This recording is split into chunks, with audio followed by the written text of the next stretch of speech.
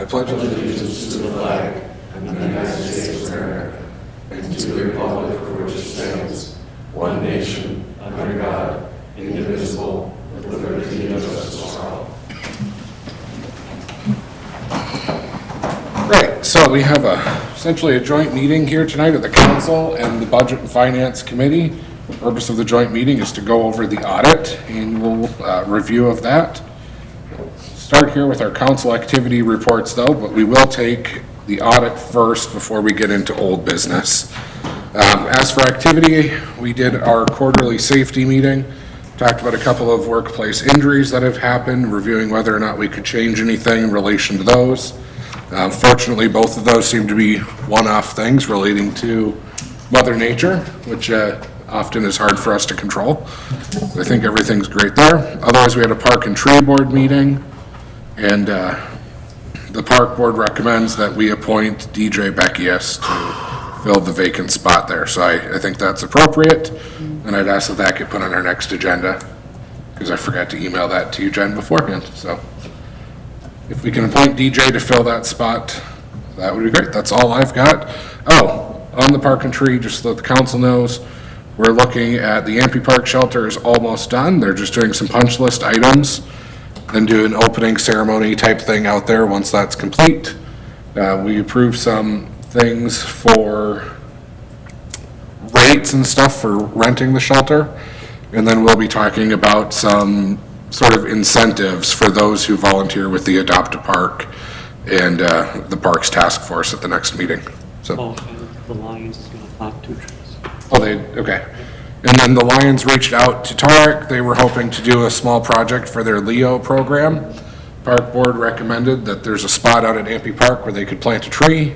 Tarek said he heard back from Jeff Thompson. They're going to put 2 of them up. So that would be great. Today. And Dan's got that squared away, he says. All right, well, thank you to the Lions. Yes, thank you to them. Don, you're here on their behalf. So you've just been appointed. No, please extend our sincere thanks. We appreciate it. I think the Leo's program is great, and this is a good way for them to start. With that, Paul, I'll turn it over to you. Liquor board meeting just prior to this meeting. That's all I have. Nothing important going on there, right? No, not really. Okay. Megan? I had a library meeting where we discussed, it was brought up to look for a project manager, just to kind of keep everybody's like ducks in a row going forward. So that's something that they're going to put some more thought into. And also I have Don widen/narrow the search for an architect, because I think that the library board feels it would be best to kind of look for a smaller, more local firm to keep in touch with what we're trying to do in the community. So we're going to go forward with that. Then I did have the Rural Child Care Innovation Program initial onboarding session.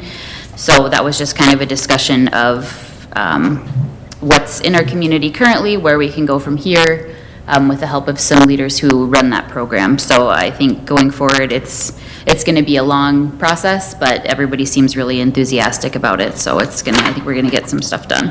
All right. I have it on good authority from the lovely woman who writes our articles and covers the council that she might reach out to you about that. Perfect. Okay. Neil? The 16th, the Green Roof had their monthly meeting.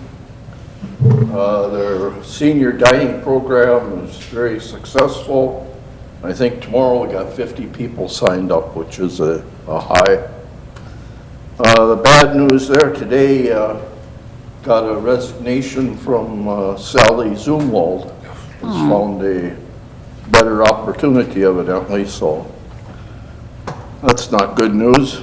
The 23rd, we had the trail meeting, and the big thing there, it was a joint meeting with Ricori and all the neighboring towns, and looking for funding to finish the trail from Roscoe to our connection head out here that we're talking about tonight. And then Friday night, I made the Lion spaghetti supper, which was good as usual. Was you, Donna? Let's see, I attended the ad hoc downtown street improvement meeting. We had Becca from the U of M go over the results of the survey of the business owners downtown. Don't know that we got anywhere on that. Okay. And that's, Anything else? that's it. Okay. I'll go over to Dan then for a department head update. We finished citywide cleanup. We're collecting bids for repairing the city hall and the restrooms and the water plant roof. Of course, it's that season, so we're starting to repair irrigators. Turning on the water for the parks, get all them up and running. We got hydrant painting lined up, crack sealing lined up. We have a contractor coming to see what it would take for us to heat the cold storage building so we could put a plow in there in the future. And working on getting AMPI access along the DNR so we can get that project moving forward. All right. Any questions for Dan? I'll say on the list of updates, I was also at the community cleanup. That went well. Seemed a little light this year compared to years past, but overall function-wise, everything seemed to go well. Dan, I'll also note, I got a call from one of your guys on Friday, and I'll not use the analogy he shared because it'll give it away who called me, but they were very happy with how you've been working out so far, so it was great to hear that. They called me on some other things, and they just showed how great it's been working for you, so I thought I'd pass that along, and Appreciate it. yeah. Right, Tarek. All right, yeah, I was also at the cleanup with Dan and Sean on Saturday. We just had the liquor board meeting, and we're going to be hearing more about that today. Parking tray as well, we already discussed the safety and the downtown meetings as well. And then also the trail with Neil, and as you said, we had the DNR there with us too, trying to see if they're interested or they can help with the funding side. You know, the most they can do at this point is if we give them a letter indicating that we are doing the connection, regardless of what they do, and I mean, Chuck is more aware of this too, that they'll prioritize it on their list for future years' funding to get it connected or get it done. So I thought that was good, even though they don't have any funds to do it right away. And then we had a couple of interviews for part-time seasonal public works last week. And then today I was at Alex Tech with the chief and Sergeant Huckason for trying to interview, or not interview, but get applicants interested in applying for our position here at Painesville for the open police officer position. Any questions for Tarek? All right, we'll go on then. Anybody here for our open forum? Your restraint is impeccable, Don. All right, then I'd move forward. I'd ask for a motion on the consent agenda. It's the minutes listed on page 1 of the agenda. Vouchers on page 2 totaling $398,851.58. Is there a motion to approve, or does anybody want one of those pulled? Motion to accept. Motion by Hersberg. Is there a second? Second. Seconded by Potter. All in favor indicate by saying aye. Aye. Opposed? None. Motion carries. Okay, going on to the audit. We'll take that out of order. So page 13 of our agenda. No. Chuck, are you good with that, or do you want us to take the trail first so that you can get out of here? No, I plan to stay. Okay. All right, thank you. Well, as in the past, I'm going to walk us through the presentation here to kind of summarize the high points of the audit. My name is Ryan Schmidt. I'm a partner with Schlenner Weiner & Company, and let's just dive right in. So if you turn into the first page here, I'm going to start out by, similar to the past, giving us just a quick overview of the purpose of an audit. What is it that we do during an audit? In a nutshell, an audit is essentially us performing procedures to verify the transactions that are in your accounting system, because that's what comes together for 2024 to make up the numbers and the information that's in your financial statements. So these procedures are looking at supporting invoices, looking at reports from the state, looking at bank statements, bank reconciliations, etc., all for the purpose of being able to express an opinion on whether or not we feel those financial statements are accurate.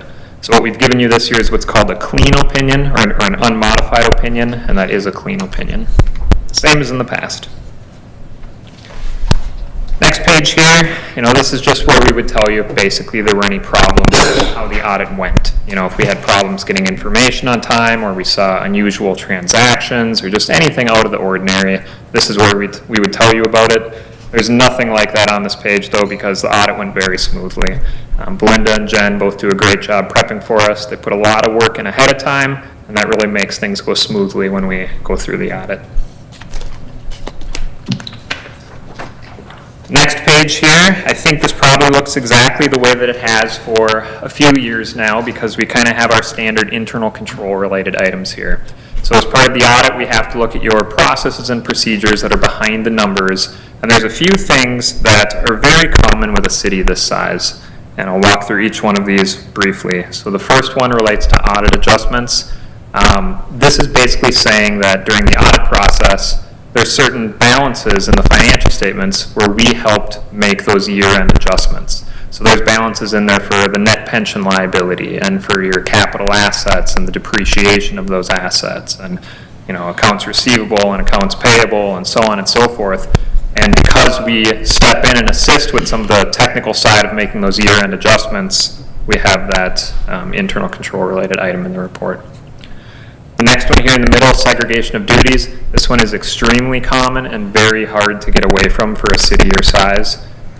There's just certain people in the city who have pretty much entire access to the accounting system.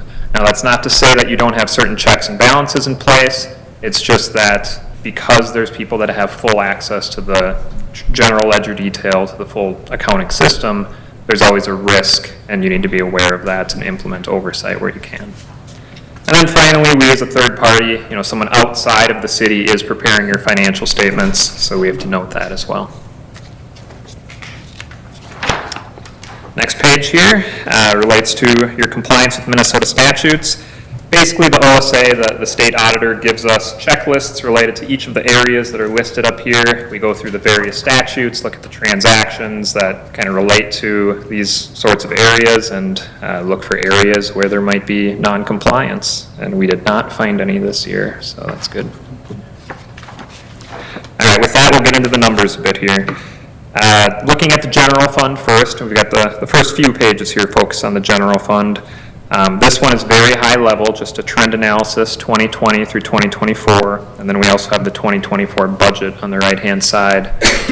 Just a really big picture look at the budget. Revenues exceeded budget by about $177,000, and expenditures were also over budget by about $116,000. So overall, you had budgeted for basically a break-even fund balance for the year. And your actual increase in fund balance was about $248,000 for the year, which includes transfers to and from other funds. The table at the bottom right there summarizes that. The next couple pages take those same revenues and expenditures for the general fund. We break it down into a little greater detail here. So the first page here is looking at revenues, and then the next one, just like it, we'll look at expenditures. But looking at revenues, you can see the two biggest categories here for revenues, taxes and assessments, and then that third column there, intergovernmental, which is basically state funding and perhaps federal funding, other grants, et cetera. Ryan, can I interrupt you for a second? Because if Absolutely. I don't, I'll lose it. Yep. Can we go back a spot? Sure. We had lent our parks program a couple $100,000. Is that accounted for in here? It was a short-term borrowing. Yep.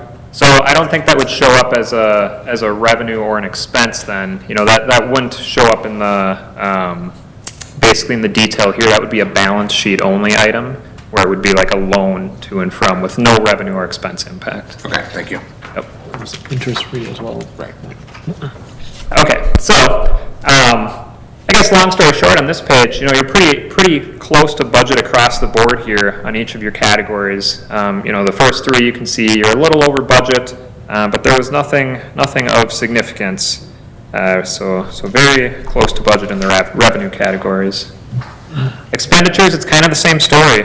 You can see your biggest expenditure area there is public safety. This includes police, fire, and building inspections. And that was just slightly over budget. But really in the scope of things, very close in each category. The biggest deviation would probably be under capital outlay.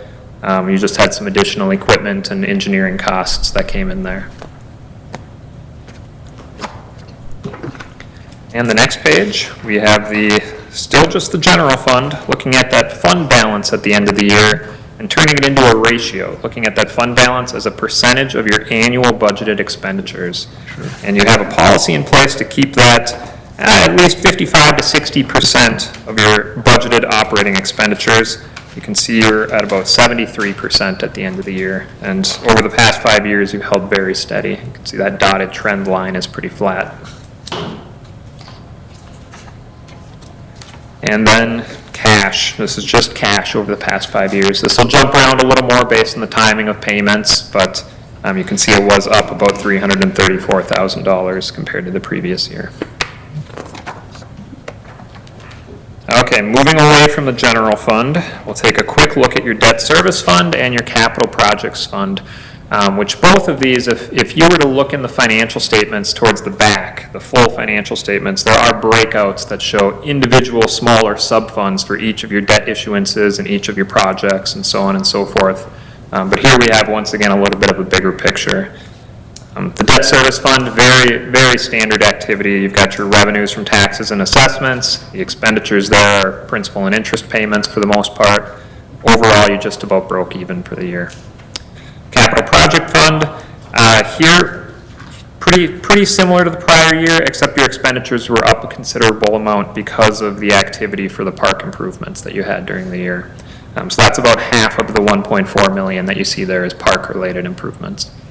So overall, because of that, you did have a decrease in that fund balance of about $558,000. And just like with the previous, or with the general fund, we have a trend line here for the cash in both of these categories over the past 5 years. You can see debt service has held pretty flat over the last couple years, and capital projects probably had a bit of a spike there with a debt issuance in the prior year, and then spending that down, you came down about $348,000 this year. Okay, move on to your proprietary funds, so your water, sewer, and liquor funds. The first slide here is focusing just on the water fund, and the graph on each of these slides is looking just at operations. So it correlates to the operating revenues and expenses that's down in the table below. So comparing that to the prior year, you can see you're pretty flat. You know, I think operating revenues dropped off just slightly, about 11,000, and then operating expenses were about the same. So overall, factoring in your non-operating activity, miscellaneous, interest earnings, interest expense, grant funding, et cetera, you had an increase in net position for the year of about $250,000. Sewer fund on the next page, same layout. Here revenues did jump up a bit, up about $205,000. Looked like a big portion of that was related to some charges from a large business in town. And then also we have operating expenses that held pretty flat compared to the prior year. So with that, and the non-operating activity factored in, you had an increase in net position of about $750,000 for the year. And final fund, your liquor fund. So here, the operating revenues that are shown are on a net basis. So this is sales net of the cost of goods sold.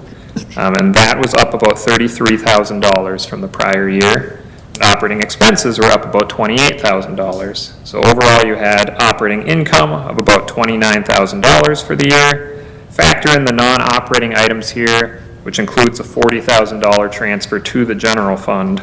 And after that, you still had an increase in net position of about $9,200 for the year. And then just the cash in both of those funds over the past 5 years. You can see water and sewer have both been on an upward trend here, and liquor has held steady, up about $28,000 from the prior year.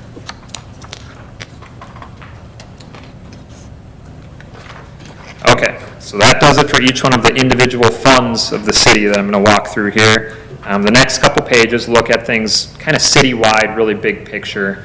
The first page here looking at overall citywide assets, and this includes long-term things like capital assets, your infrastructure, buildings, et cetera. And then the next page looks at citywide liabilities. Not a whole lot to say here because you can see you've been very consistent on the assets side It's basically held steady for the past 5 years. But in contrast to that, moving to the next page, you can see your liabilities have been declining.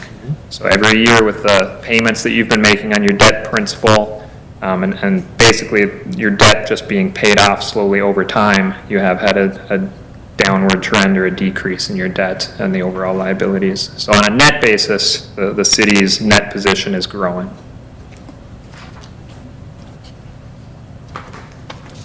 And the last 2 slides I have in here basically just take a look at the future debt payments that are required over basically the course of the outstanding debt that was outstanding at the end of the year. So this doesn't factor in any plans that you have to issue new debt or anything like that beyond 2024. But as of the end of 2024, in the blue, that's the principal payment that's required each year. So this is not the debt balance, but the amount that's required for a payment each year. And then the red is the interest on that debt. So the first page here shows the debt that is being financed basically by taxes and assessments. And then the next page shows debt that's being financed by your water and sewer funds, which is 2 PFA loans and 2 bond issuances.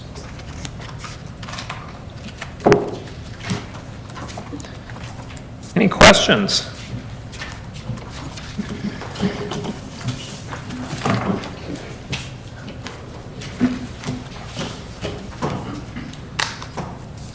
This might be for Belinda as well, but have we spent all of our ARPA funds now? Yes, we had to by December 31st. That's what I thought. We have to report for the next 3 years, but Okay, I thought the report, is there some reporting due tomorrow?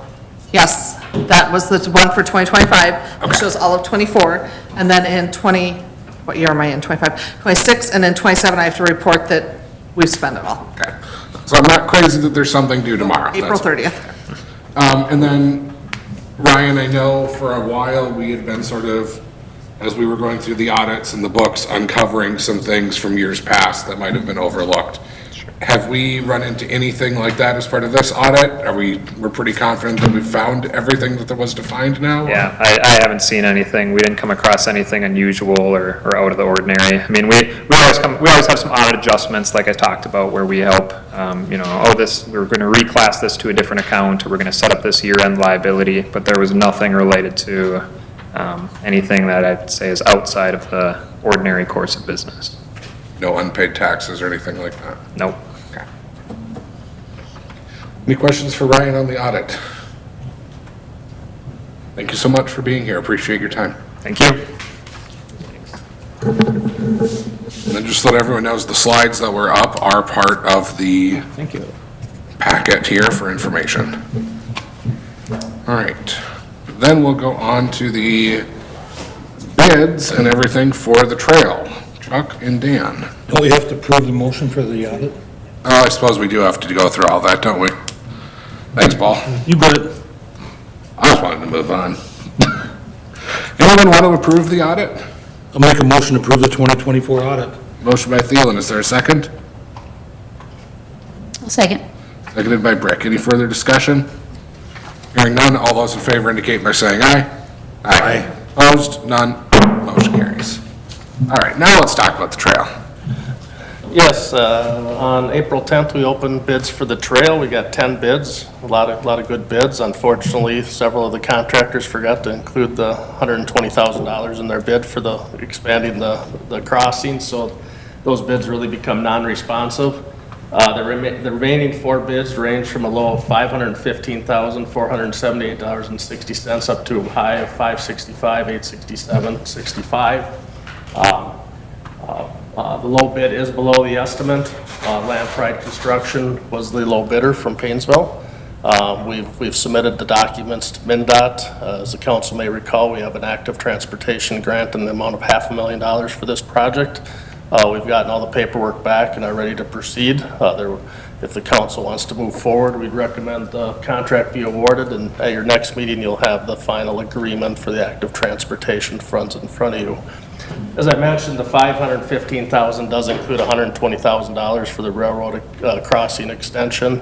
CP Railway has told us they anticipate that cost to come in significantly below the $120,000, so we would only pay for what the actual cost is. So the hope is that everything comes in under the $500,000 grant.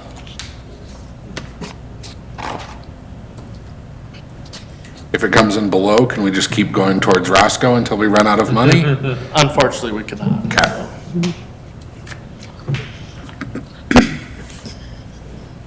Is there any uncertainty with the grant in light of all of the budget difficulties at the state capitol? No, once the grant agreement, and what we'll probably do is if the contract's awarded tonight, we'll hold off on executing the contract till we have the grant agreement signed by MnDOT. And once they do that, they encumber the funds for the project. All right, any other thoughts, or I'd entertain a motion?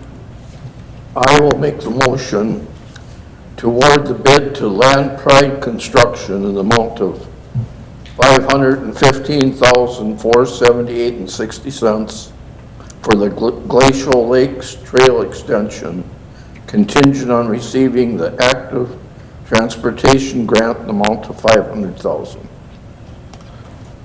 All right, there's a motion by Hersberg as stated on the action sheet to award the bid to Land Pride contingent on the receipt of grant funds. Is there a second? I'll second. Seconded by Brick. Any further discussion? Okay. Do we trust CP after all the headache they gave us in trying to get us that bid? I surely hope so. Okay. Good enough. Sounds good enough. I'll take that as Chuck's stamp of approval and hold him to it. All those in favor indicate by saying aye. Aye. Any opposed? None. Motion carries. All right, the liquor store, and we do have an update on this, so turn it over to, I guess, Chuck, Bill, someone's gonna talk to me about the liquor store. Yeah, I can start with the bids that were received for the building portion. We opened those bids last week on the 17th. We received 12 bids, so we got a lot of bids and a lot of very good bids. They ranged from a low of $1,064,530 to a high of $1.3 million. So it was great to see the number of bids we received. I think the low bid is within the budget that was originally established for the project. So Project One Construction out of Kimball is the low bidder. They've done a lot of these types of projects, so they're very, very qualified to complete the improvements. So if the council wishes to move forward, we'd recommend that portion of the project to be awarded to Project One Construction for the amount of $1,064,530. Okay. Bill, turn it over to you for your part before we take any motions here. Sure. So we've been gathering information on shelving, counters, security system, cooler signs, and 10% incidental. And we've come up with a bond that we'd like to ask for 1.6 million. There is room on our bids that we have here to make decisions that could lower some of these costs, but these would be the all-in costs, so to speak, the Taj Mahal, and we're not asking for that. We will be going through every section of the shelving, the counters, to make sure that we could probably get some of these bids to come down a little bit. The cooler, right now, Stan Morgan has the bid of $201,000. They came in with a bid of $211,000. That was with brand-new equipment. We can reuse some of our old equipment, and Buffalo Refrigeration and Stan Morgan both have those in their bid. So our liquor board and I decided, we discussed that earlier today. That is an ongoing discussion that to try and get some of those costs down. Also on the cooler bid, something to keep in mind, in 2025, this is the last year that you can use the Freon method that we use now to cool things. Next year, prices will be up 25 to 30% if they go to the flammable kind of cooling system. So one thing to keep in mind on this project, this is all paid for from the liquor store profits. And we've had experts look at these numbers. We came to you in the summer with help from MMBA. We had prices, and we went originally at 1.9 million, and now we've got it down to 1.6 million. Currently, Glenn and I have been at the MMBA conference and have had many discussions, and actually had Brenda Viziak, who was with Lakeville and does a lot of contract work for MMBA, has built 7 stores in her career, go through these numbers. ask those hard questions and talk about where we are. The process, has started years ago just because we're just out of space. We're doing $667 a square foot. And we have a great business and we like to continue that business, but it's getting harder to make more revenues to cover these expenses. So then Tarek and I talked with Jessica, and I'll let him talk about the bond part. Can I add a few things first? Yes. Okay, in the cooler, just one question I had earlier, it's really not old equipment, it's only a year and a half old. So it's not like this is gonna have to be replaced anytime soon. Okay, along with that, the security system, there's a grant out there that'll pay for half of it, if we can apply for it, to about $7,500. I just wanted to include that in on the price. All right, yeah, Bill and I had a discussion with our financial advisor at Northland Securities about bonding for this project. And you'll see there's an agreement in the agenda. If we are to proceed, there will be the financial advisor for the bonding of this project. There are two ways to go on bonding. One way would be to go what they call a revenue bond, based on the revenue of the liquor store. And then another way would be to go through the EDA or EDAP as a way to offer a lease bond, which in the end, the numbers will be the same, and in the end, the liquor store will be the owner of the store. It's just how we go about it is really based on the financials and what works out best for the liquor store. So either way, the outcome is the same, but the main question is, can we bond for this? And yes, we can. And we went through the amounts. We had some rough numbers on payments and sustainability, how they will be sustainable by the liquor store revenue. And yeah, I mean, so far, there's nothing that is prohibiting us from proceeding with this project. What are we talking about in terms of numbers? If we were to do the 1.6, obviously with fees and stuff, we're looking at roughly $10,000 a month for bond payment. And obviously, you don't pay the bond monthly, it's paid annually or biannually. So we're looking at about 120 a year. And Bill, how much are you putting into your capital improvement right now? 1,300 or 13,000, a year with what we're currently doing. Okay. And we're also giving the city 40,000 Right. a year as well. So, You got about 73. to come up with, yeah.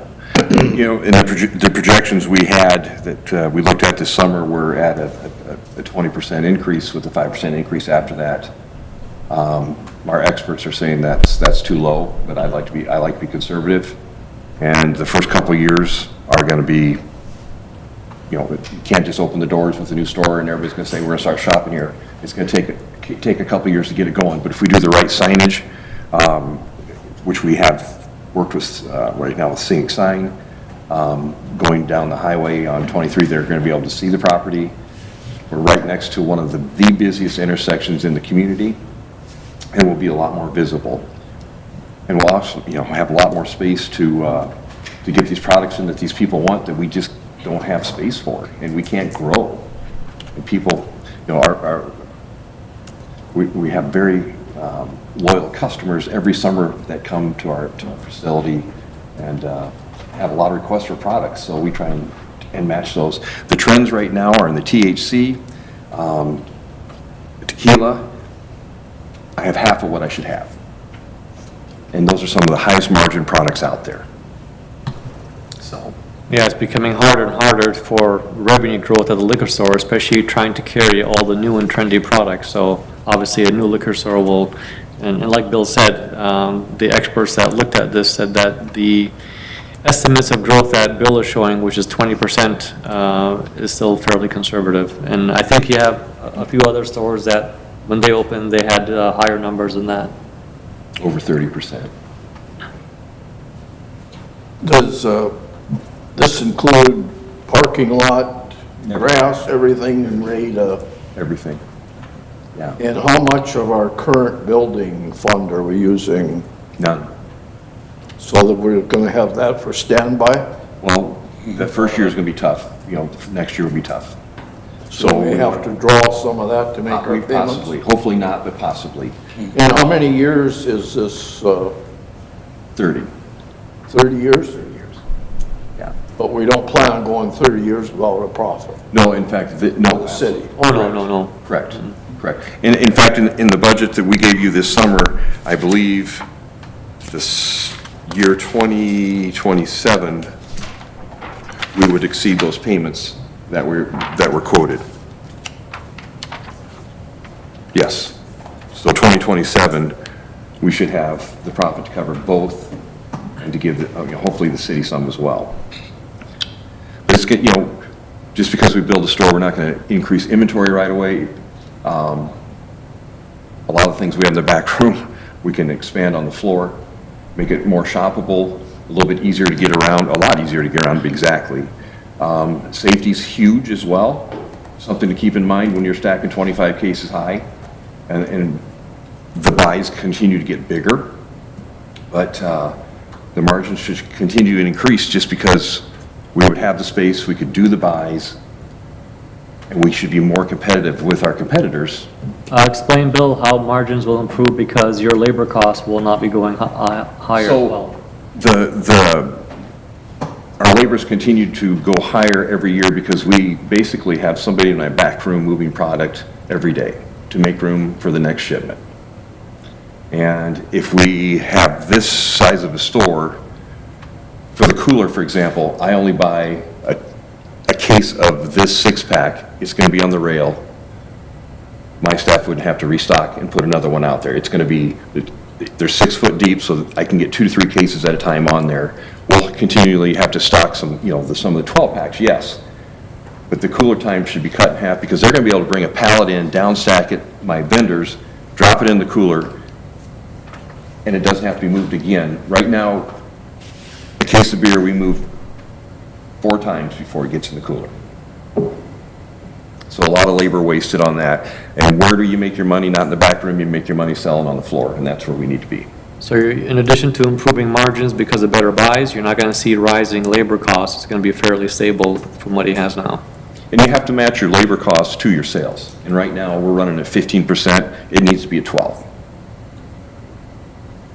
As much as a delight of stocking that cooler was for me, and I'm sure still is, it is a big time waster if you don't have to do it. There's a ton of time spent moving product around in that space. It's true. I liked it during the summertime.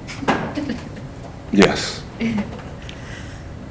And last summer, when we did the strategic planning, this was the number one thing we talked about that our community at that committee meeting talked about. And I wouldn't ask for this if I didn't think it would work.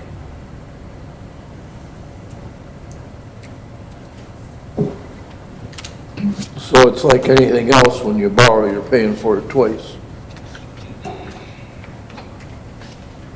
Like, 3,600,000. I don't understand that. Me The neither. principal. Well, 30 years at 10,000 a month.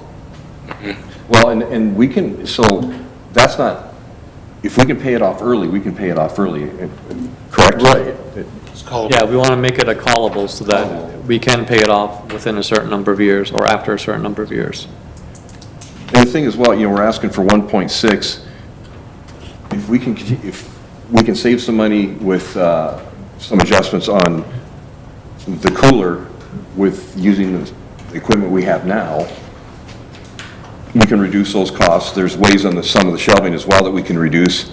And we'll get some grants if there's any other grants. We just found out about this other one at MMBA conference where we're at right now. So,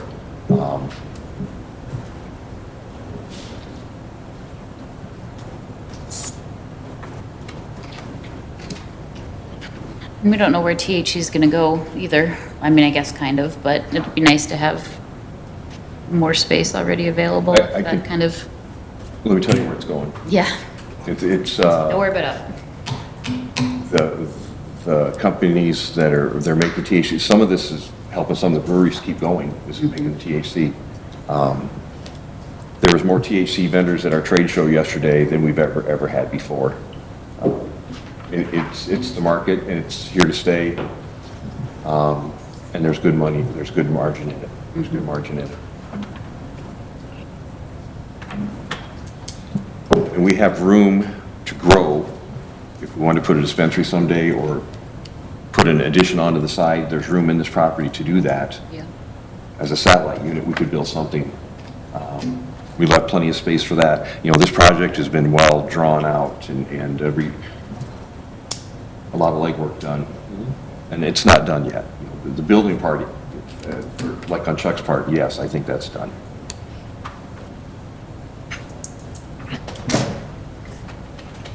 Well, I'm looking at this from a city perspective and wondering, what are we going to do without the $40,000 coming in for the next 2 years? Because it is a significant amount of money. But I'm looking at how our revenues exceeded our budgeted amount by $178,000 last year. Closer to 177, excuse me. 177,000 last year. And with all of the new houses that we're putting up, our per capita tax base should drop as a result of that. Because you're spreading it, yeah. It's being spread further. So any increase to our levy will be dispersed over a wider area of people. Yeah. You want to mention So I able to pay it? Well, you know, I I think worry about things over the next 2 years while we get things in order, especially with the turmoil that we're seeing on a state and global scale. But I think overall, you've got a plan. We've talked about this plan somewhat ad nauseum, and I think I'm ready to move forward at least.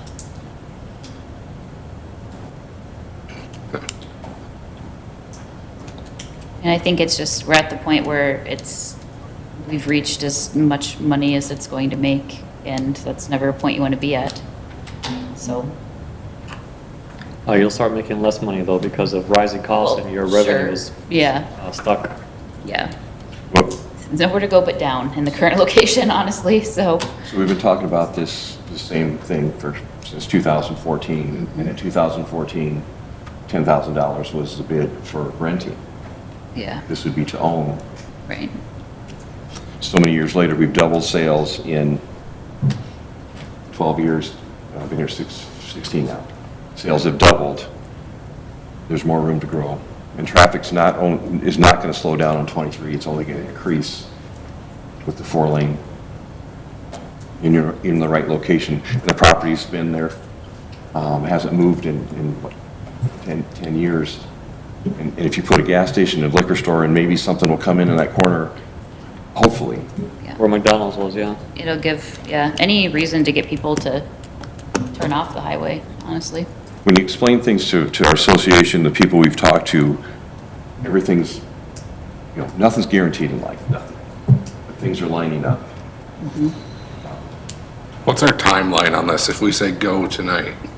We have to be, well, Chuck can confirm that, but our lease is up December 31st. Right.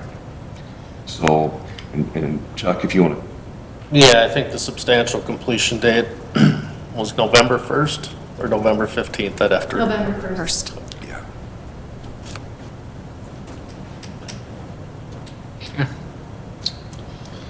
Well, Yeah, it's not gonna get any cheaper by waiting another year or two. No? and to get 12 bids, Yeah. that's crazy. That's, It is. Does this put a damper on the other Christmas items that we'd like? Library, police, fire, public works for trucks and trucks to plow snow? No, I mean, we because got a big, if I was 5, I'd have a big stocking hanging. no, because this is not funded by the city. The liquor store is funding its payments and funding its store. It doesn't cut into our bonding for other projects? No, it doesn't. I mean, as Ryan just showed you, over the years, our overall debt has been going down. In 2027, it drops down drastically. Right. So we are in a good credit position.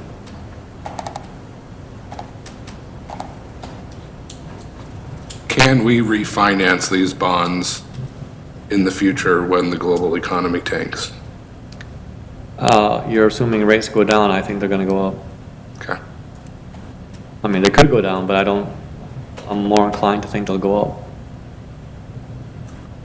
They'll go up and then they'll go down, and then there will be a tariff on the rates, and then Sure. nobody will know what happens. Yeah, Well, nobody's got a crystal ball, but And then one thing that needs to be clarified for some of the taxpayers who aren't understanding a whole lot of the financials on this, is that this is not coming off of their property taxes. This is coming off of bonding through the liquor store. So their property taxes will not go up because of this. no. It shouldn't. And that's what gives me pause, is because if everything works out great, nothing should change. But if the fecal matter hits the oscillating blades, then it will. Because the city is still on the hook for those payments. It's my job to make sure that doesn't happen. I know. But unfortunately, if you're not good at your job, we still have to clean it. What are you trying to say here? I'm willing to move forward. I have faith that. yeah. But you I have the faith asset to that sell as well. Yeah. We do have the asset to sell. But I also have faith in your ability to pull it off. Oh, yeah. You know, and I think that the biggest misconception is if you sell the liquor store, you can make fees off the other stores that have it. It's $250 is the maximum you can charge for a liquor license in a city. So you wouldn't make that much. And there's a lot of cities, there's 4 other cities looking at doing the same thing we're doing right now, just because of space. And I guess by having a new state-of-the-art store, you have something that down the road, if we desired to get out of liquor, you'd have something to sell. In a prime location. Right now, we have nothing. Shelving. And the things, we've helped, helped the city in the last, since I've been here and previous years is fire, we've helped with fire funding, fire trucks, Code Red. Went to the sidewalk fund for years. So Splash it's an pad. asset in the community. And we have a growing business, we're blessed. We're very blessed. There's yearly fundraisers, there's the animal shelter and many other things. And I think with a new store and more product and more space, that opportunities for that would only grow, so. Who knows, maybe it'll help attract something in the old McDonald's. Yep. I think that was brought up during our liquor meeting. I think you brought that up, Jen. It was Is also that just brought if- up like 5 minutes ago. Why would other private companies want to expand and build in the city if the city's not leading it? That was, I think, what you said, wasn't it? Okay. Yeah. I'm ready to entertain some motions.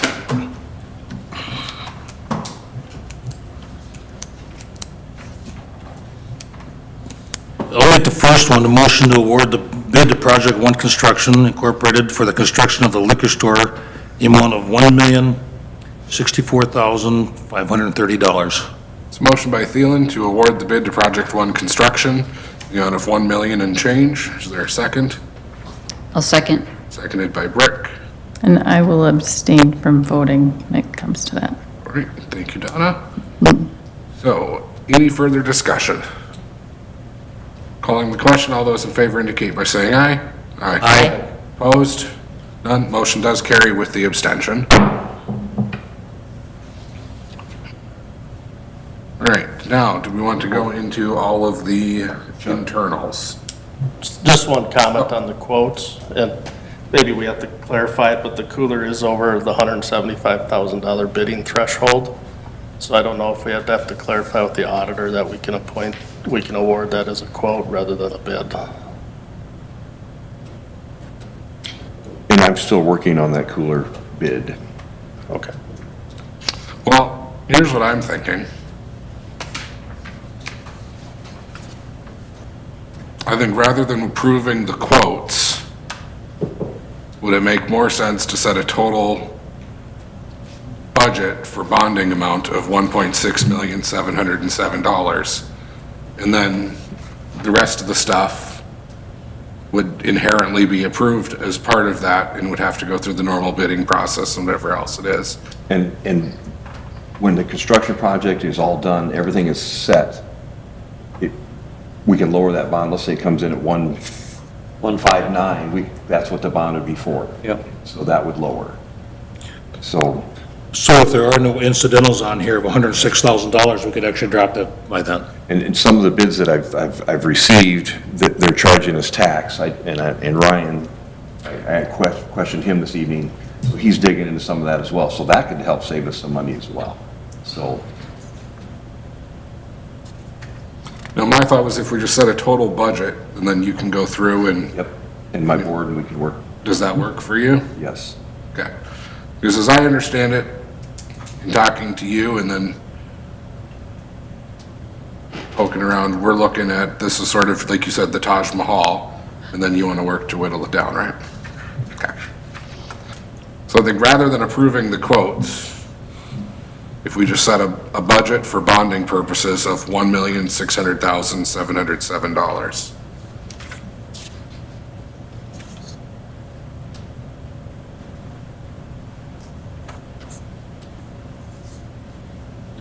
Would that be incorporated into the third motion then?